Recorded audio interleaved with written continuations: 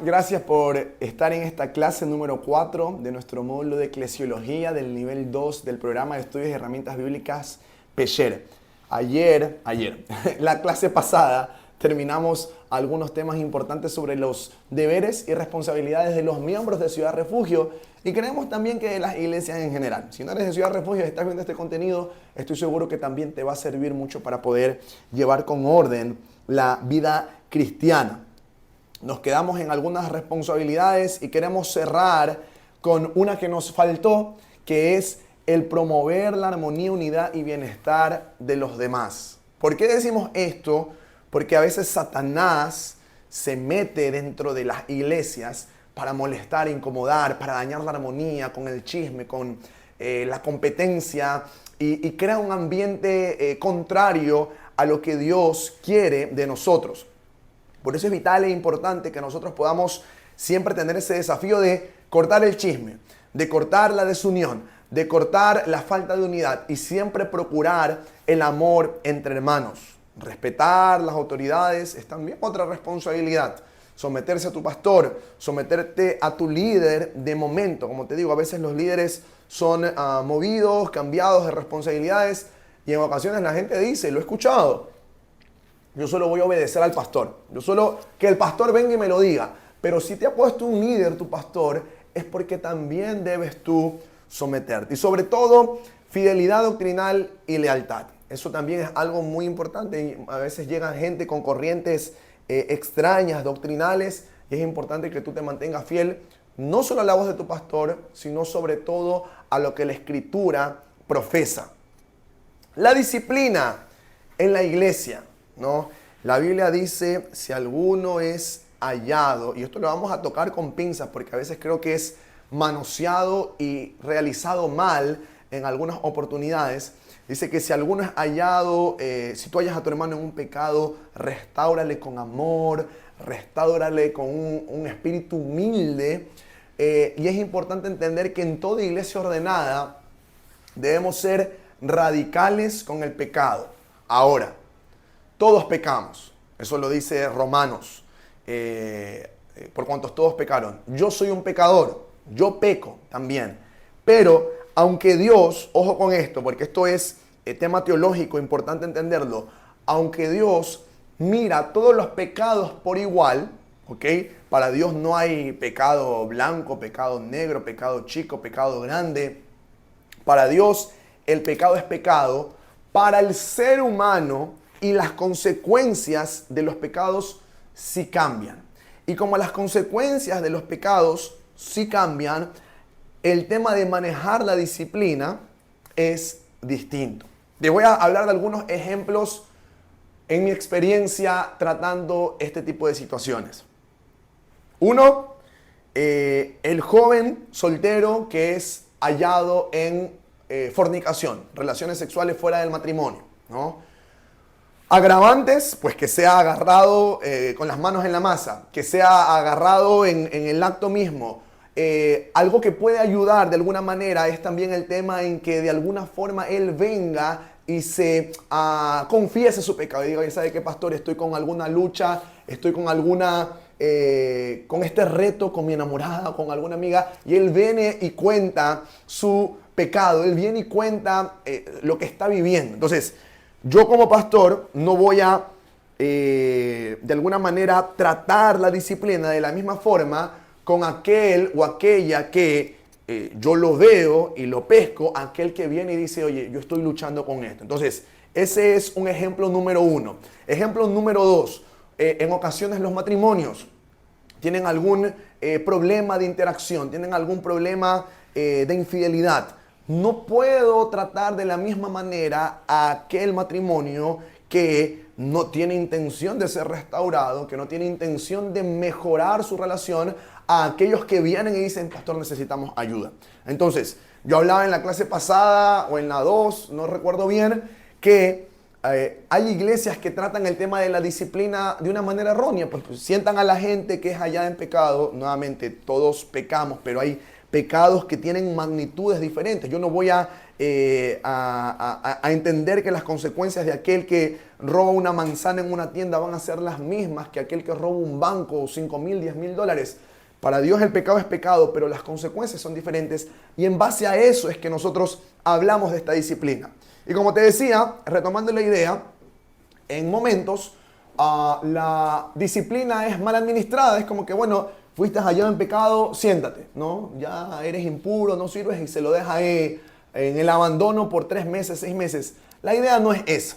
La idea es que el pastor o líder a cargo pueda restaurarlo con amor, con conversaciones constantes, semanales, quincenales, velando por su vida espiritual. Estás leyendo la Biblia, me gusta mucho esto de la ley de la restitución, lo habla el libro de Levíticos, pero también con Zaqueo. Cuando Jesús se encuentra con Zaqueo, después de ese encuentro con Jesús dice, si yo he robado a alguien, le devolveré el doble. Y si he hecho algo mal a alguien, le devolveré cuadruplicado. Entonces, dentro del proceso de restitución, que no es la clase ni el momento, también la persona que es restituida debe tener un proceso donde él va a resarcir, donde él va a mejorar esa conducta inapropiada que ha tenido con las personas. Entonces, en el tema disciplinario no se trata de lanzarnos al abandono, sino restaurarlo con amor.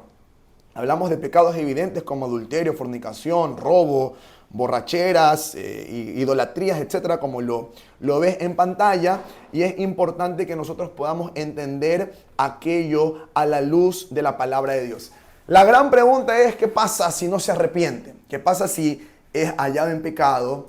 Si hay gente que confirma ese pecado y esa persona no quiere ser restaurada. Dice, no, a mí no me importa, a mí no me interesa. Bueno, la Biblia es clara en este tipo de cosas. Aquella persona que no desea ser restaurada debería de alguna manera ser excluido. Suena bastante fuerte, pero es Biblia específicamente. Si la persona no tiene intención de cambiar, ¿no? Si es hallado en un robo y la persona no quiere cambiar, quiere seguir robando, quiere seguir pecando, bueno, hasta ahí llega la responsabilidad espiritual del pastor. Si la persona no quiere cambiar, no hay mucho que podamos hacer. Yo considero que más allá de excluirlo y sacarle tarjeta roja y expulsarlo, aunque si lo hace tu pastor no se está despegando del tema bíblico, creo que es importante orar mucho para que ese corazón endurecido pueda ser encontrado con la verdad de Dios. Porque es muy duro poder decirle a alguien, oye, vete, ándate. Necesitamos al menos tenerlo cerca para poder restaurarlo. Así que yo animo, si estás viendo esta clase, que puedas determinarlo en función de cada situación y no ser radical en muchas cosas porque a veces hacemos más mal que bien. Preferible es tenerlo con esa actitud medio difícil a no verlo por completo y de alguna forma no tener un contacto para poder ayudarle. Hasta ahí con la disciplina. Yo sé que el tema disciplinario en las iglesias, me gusta llamarlo más de restauración, puede causar alguna confusión. Si tienes alguna duda, no te olvides que en Mostrar Más vas a tener el WhatsApp de Pesher para que puedas llevar estas preguntas al chat y poder conversarlo. Y si necesitas alguna presencial, de la misma manera. Vamos a otro tema más para continuar en esta clase. El pastor o los pastores. Estamos hablando del gobierno de la iglesia y el pastor es una parte, no quiero decir fundamental, pero sí es parte importante de toda congregación. El pastor es aquel persona, hombre o mujer, puesta por Dios para guiar la iglesia. Y tiene algunos nombres, ¿no? Algunos nombres son muy bonitos y celestiales y los vamos a revisar hoy. El libro de Apocalipsis, ¿no? Habla en Apocalipsis 2:7 cuando empieza a hablar a las iglesias de Éfeso, de Tiatira y las 7 iglesias. Siempre el ángel dice, escríbele al ángel de la iglesia en tal lugar. Uno de los nombres que se le da en la Biblia a los pastores es el ángel, ¿no? El ángel de la iglesia. Se escucha muy bonito, ¿no? Así que es importante que nosotros podamos entender estos nombres, ¿no? Hechos 20:28, Tito 1:5, también nos habla de otros nombres como por ejemplo anciano.